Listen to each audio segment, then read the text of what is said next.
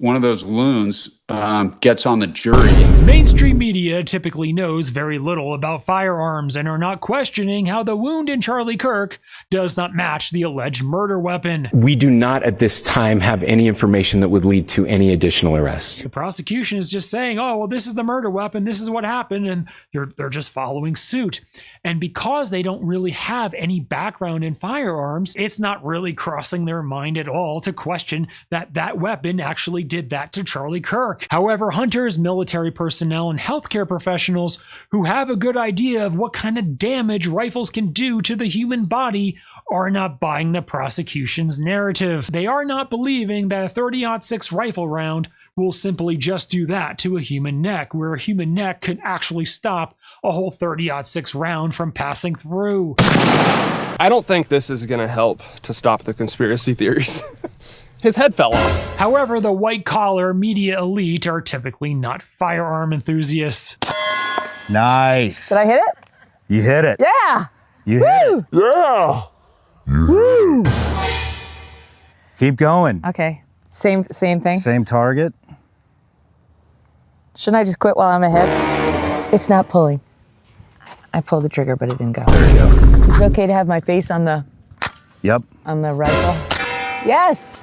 Oh, it's so satisfying when you do it. So they're not going to ask or think about or analyze or call people on their shows to analyze that very pertinent question of how does a 30-06 rifle round just not pass through simply just a little bit of flesh and a human neck, where in reality it likely would have blown out the whole left side of Charlie's neck and easily passed through his neck.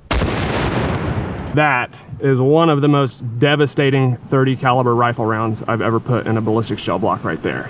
Probably 3 inches in diameter at least is the size of that wound cavity. Probably had 2 inches to go before it passed all the way through the second ballistic shell block. It's because the temporary wound cavity alone would easily blow out that side of the neck, and it was just a little bit of flesh that was holding it together. The wound cavity would expand so much that this whole left side of Charlie's neck would be completely, sadly blown out if he was shot by a 30-06 rifle round. And here's the reality that the media, that the prosecution, the FBI, the police, the Department of Justice, the government is not saying. If they cannot prove beyond a reasonable doubt that a large 30-06 rifle round did that to Charlie Kirk, then in that case, Tyler Robinson will likely walk free. The prosecution is basically going to need to recreate in a lab that what happened to Charlie Kirk is very possible to have happened to him by a large 30-06 rifle round. Based on all the recreations that I've seen, a 30-06 rifle round would have no problem passing right through a human neck. That right there is why people are skeptical on the official story. The 30-06 is a very hard round to stop. And then you can see the wound cavity in the ballistic shell right there. Because the defense can easily show recreation after recreation that a 30-06 round goes easily through a person's neck and would go through any part of somebody's neck and likely through any part of someone's body. 30-06 just blew right through this thing, broke the neck in half, penetrated the water jugs that were behind it, and passed all the way through those. So it didn't even come close to stopping that bullet. If anyone on that jury is a hunter, firearms enthusiast, military personnel, healthcare professional, any of those professions, they're probably not going to vote guilty, leading to a hung jury. But the mainstream media is just not talking about that. Because again, the mainstream media doesn't know anything about firearms. I'm ready to defend the castle. I'm ready to defend the castle. What's that? What's that gun? This is the same type of gun, Same thing. same Okay, caliber. it's like we're in the same unit. They may have bodyguards, security personnel that protect them, but they themselves don't do the dirty work. They rely on other people to use the firearms to protect them. Because they don't have that experience or understanding about firearms, they're just completely falling in line with whatever the prosecution is saying. One of the big things that I've learned in my career working in this field is that when things just don't seem to make sense, we're usually missing a big piece of information that would make sense if that information was present. So specifically here with the alleged weapon and the alleged round and the damage that we saw done to Charlie Kirk and it not going through his neck, there does appear to be something else going on, and that what they're telling us is not exactly what happened. There is more information that we're missing. And maybe the weapon that he allegedly spoke about in the text messages, saying Grandpa's gun and leaving Grandpa's gun allegedly out in the open in the sidewalk for everyone to see. Judging from today, I'd say Grandpa's gun does just fine. Maybe that was a plant the whole time to create inconsistencies with the evidence, where he was thinking ahead of time that, hey, they're going to look at this weapon and then match it to Charlie, and they're going to find out that it doesn't match. From the fragments of the bullet, they were unable to determine that it came from that Mauser rifle. I see. A 30-06 is a big round. Because let's put it this way, if Tyler Robinson was going to use a slightly different weapon that's going to really be quite different than a 30-06, maybe that second weapon, which was the actual murder weapon, maybe that one was a 300 Blackout. People literally thought it was like a firecracker. It was so soft. It wasn't large caliber. My brother and I had been around guns enough. A 300 Blackout is less likely to pass through Charlie Kirk's neck in that situation. With the 300 Blackout, you can actually reliably cycle subsonics.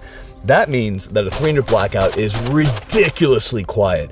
But you can't break the sound barrier when you use the subs. That means that there's only so much damage they could do. But a 30-06 will definitely pass through the neck. So if he planted a 30-06, but he really used the 300 Blackout, but no one knew he used the 300 Blackout, in that case, he would have more of a defense. However, the police and the prosecution are not claiming that Tyler Robinson used another weapon. They're claiming that Tyler Robinson used that 30-06 to cause that damage to Charlie Kirk. So therefore, according to the instructions to a jury in a court of law, they cannot presume that Tyler Robinson had another weapon that day and did that to Charlie Kirk with another weapon, because that wasn't presented to them in the trial. Did you all have an idea there were going to be thousands and thousands of people there? Or was that a surprise to you? Had an idea. And you only had 5 officers? 6, yes. 6, I'm sorry, I'm counting you. I was thinking. I think they're called magnetometers. Were there any machines like that set up or being used on campus that day? No. Were there any drones that were flying above campus that day? Not that I know of. On our way in, we had drone footage of the crowd building. Charlie had it on his phone. I said, Charlie, I don't like this place. There are too many buildings. Charlie just kind of brushed it off. Wow, look at that. Beautiful. Look at that. Did you guys even have drone capability? Did you have a drone on campus that you used? No. Right now in this court case, they're doing a preliminary hearing, but it's more like a mini trial because it's lasting for several days and it's going to be at least 5 days of this. As I was clearing people out and making sure that the evidence was preserved, about towards the top, after a little bit, I saw an empty holster sitting there. When you saw the holster, can you describe to me what it looked like? An empty concealed holster. For what type of For a weapon? pistol. And what happened to that holster? I have no idea. Did you ever take custody of it? Nope. Did you ever tell anyone else to take custody of it? Nope. You just left it on the grass? I did. I've never seen a preliminary hearing take more than just a day. Typically, it's just 1 or 2 witnesses on the stand saying why they believe this person's guilty and showing general evidence of why it needs to go to trial. But it appears this judge is erring on the side of caution to really prevent this case from ever being retried ever again. Kirk's family looked uncomfortable at times and left the courtroom during emotional moments as attorneys on both sides argued over admissibility of graphic footage. The judge visibly winced while watching one of the videos. However, I think the reason why they're doing it like this and presenting all this evidence is because they're trying to get Tyler Robinson to take some kind of plea deal, because the state doesn't seem to want to pay for a big expensive case where you have all these attorney's fees, discovery fees, investigation fees, all of these massive expenses that these Utah taxpayers are going to have to foot, which would probably increase their taxes for the coming years. Yeah, the governor does not want to increase taxes in Utah, and they just want to get this resolved and just get Tyler Robinson to confess to something, and which is probably why they're hanging the death penalty over his head, saying that, well, maybe, we're going for the death penalty with a court case, but if you make a plea bargain, you make a plea deal with the prosecutor, we'll take the death penalty off the table and you can just live your life in a prison. Subscribe for more.